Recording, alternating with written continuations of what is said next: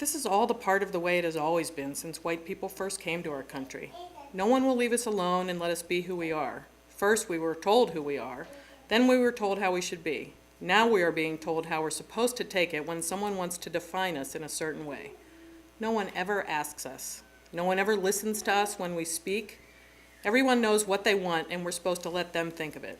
If we don't agree with it, we're called radicals or troublemakers.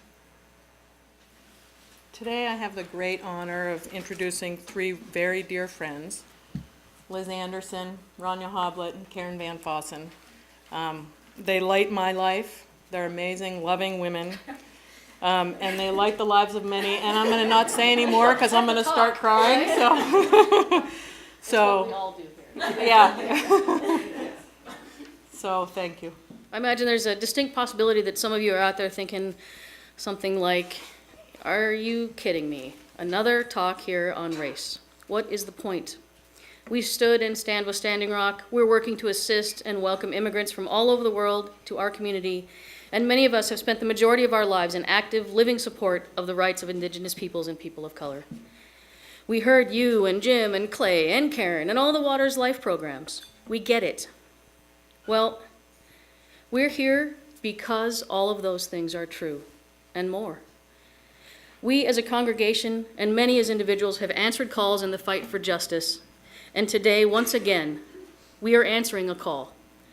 This call was put out nationally by Black Lives of UU, as well as other UUs of color and white UUs in response to racist hiring practices within the UUA and to continue a discussion and calling out of the systemic racism that exists within the structure of our beloved community. This is big, scary stuff. Stuff that is challenging, stuff that's uncomfortable. It challenges our notion of self as UUs. Aren't we a welcoming community? It challenges our constructs of who is and isn't made to feel welcome. And eventually, it could open our eyes to the ways in which each of us, or many of us, are a part of a system of white supremacy. Please remember that one does not have to be a white supremacist to perpetuate the white supremacist system. The four of us are here today, Ronya, Karen, Liz, and myself, because we are all delegates to the National UUA General Assembly, which is a gathering of UUs from across the continent that come together not only to learn, but to reflect on the past and shape the future of our UU tradition. Members of our congregation were invited by the UU Ministry of the Earth to help with a workshop at GA called Decolonization is Climate Justice. Issues of colonization and white supremacy are most definitely going to be at the forefront of this year's GA, so it seemed fitting today that the four of us answer this call from our UU relatives. The handout that Karen and Liz are doing is on the very top part of it is the first half are just terms that might be handy when thinking about colonialism, and maybe y'all know what it is already, but I'm going to tell you again. It is the control or governing influence of a nation over a dependent country, territory, or people as a system or policy by which a nation maintains or advocates such control or influence. There are a couple of terms, terra nullius, which means nobody's land. It's a Latin term used in international law to describe a territory which has never been subject to the sovereignty of any state. Filius nullius is a Latin term also called, and it means illegitimate child. And res nullius is another Latin term, nobody's property. And this is from the Roman law, whereby res, anything considered ownerless property and usually free to be owned. And this includes slaves, but not subject in law, such as a citizen. There are two kinds of minorities as well, and the immigrant minorities, which I think when we think of that, or immigrant, that's what we think of, people who move from one place to another to something that looks better as a rule. You're moving, and so all the people who have come to our shores, this is in general what we think when we think of immigrants. And then there is involuntary minorities or non-immigrant, and these are people who are brought into their present society through slavery, conquest, or colonization. and they usually resent the loss of their former freedom, and they perceive the social, political, and economic barriers against them as part of their undeserved oppression. And this would be Native Americans, American Indians, and Africans brought as slaves to America. I mean, it happens all over the world, but for here today. The second half is a listing of laws that were enacted with regard to Native Americans or Indians, and it begins in 1924 and goes to 1990. I won't go over or through all of them, but just an idea. 1924, Native Americans became citizens of the United States, of their own land. But the vote, they could vote, but it was 1965 before Indians were allowed to vote in all 50 states. So in 1934, the right to protect land from U.S. seizure, and they were allowed to establish their own tribal governance. Then the Indian Civil Rights Act, 1968, given full freedom of speech, full freedom of assembly, right to a fair trial. I'm guessing other people had that before Native Americans.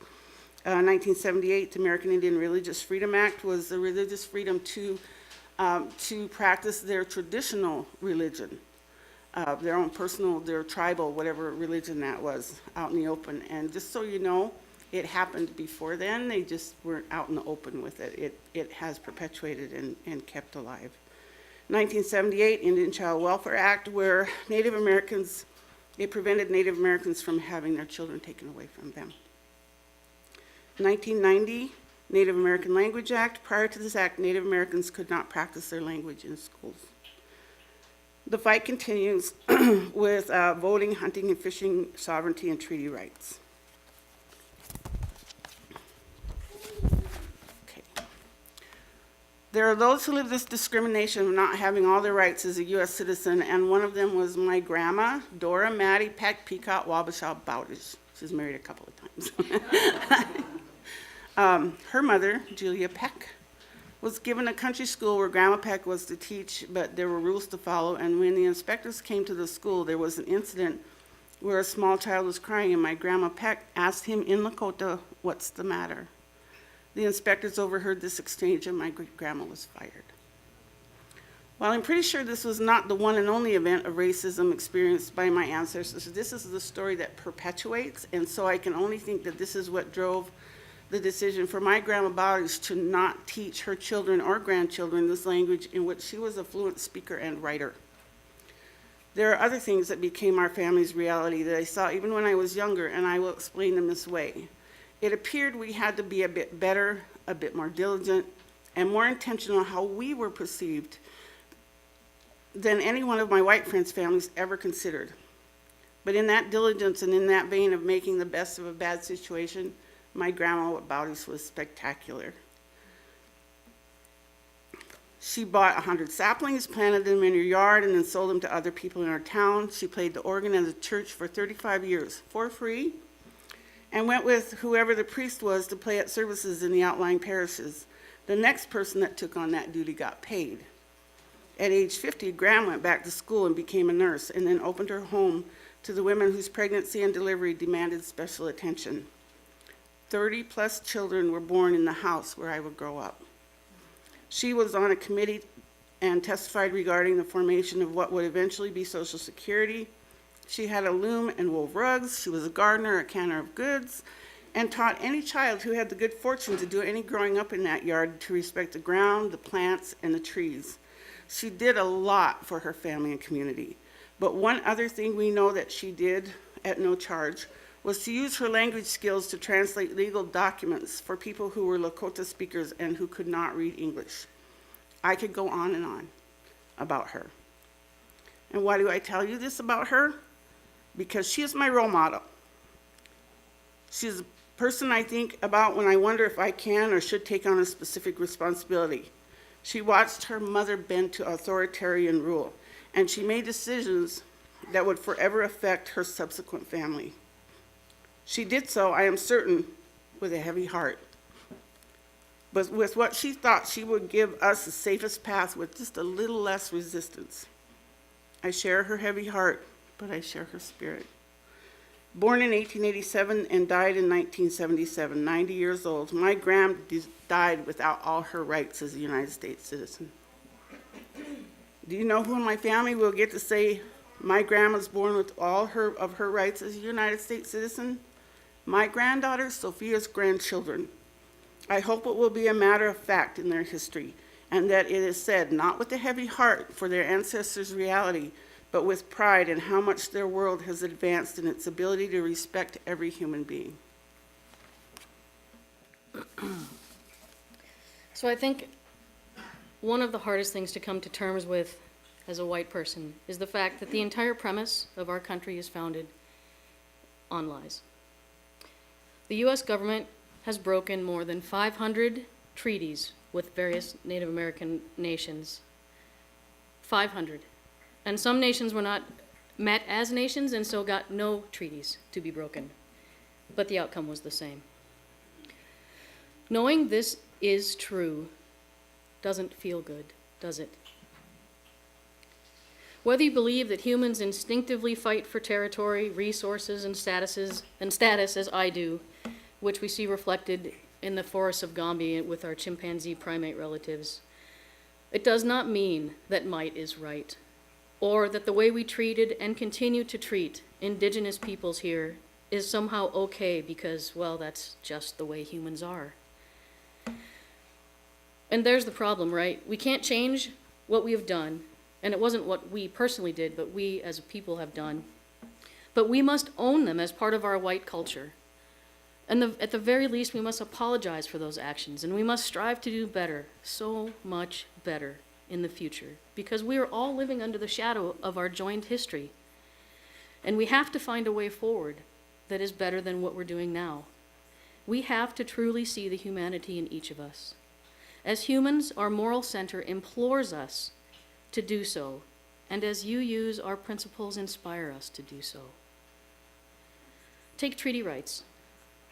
Many people get very, very uncomfortable talking about treaty rights.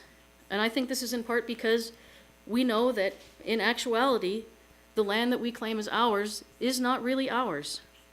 And on some level, I think every one of us knows that. So it's easier to ignore it or brush past it because looking at the dishonesty that was done by our government in the face is painful and it's embarrassing.